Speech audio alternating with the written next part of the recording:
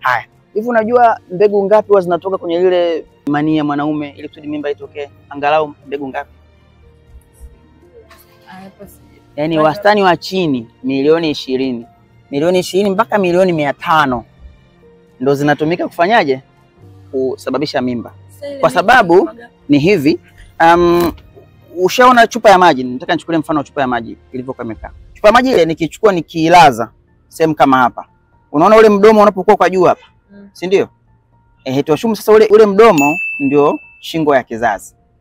Sawa Huku kwa pembeni huku kuna follicles ambazo ni sehemu za ndani kwenye kizazi ambazo kuna kama mapango. Yapo juu mawili na chini mawili. Haya mapango yote yana nafasi. Kwa hiyo wakati wa kujamiana mwanaume anapokuwa ameachia zile mbegu za kiume, zile mbegu za kiume huwa zinakwenda na mani yake zinajaza ile eneo. Sawa Chukua chupa ya maji kama ilivyo, zinajaza ile eneo la chini mpaka hapa panakuwa pako sawa. Alafu mbegu za kiume zinakuwa zinaelea sasa, zinaogelea kupita huko ili zije zipande hapa kwenye mlango wa shingo ya kizazi.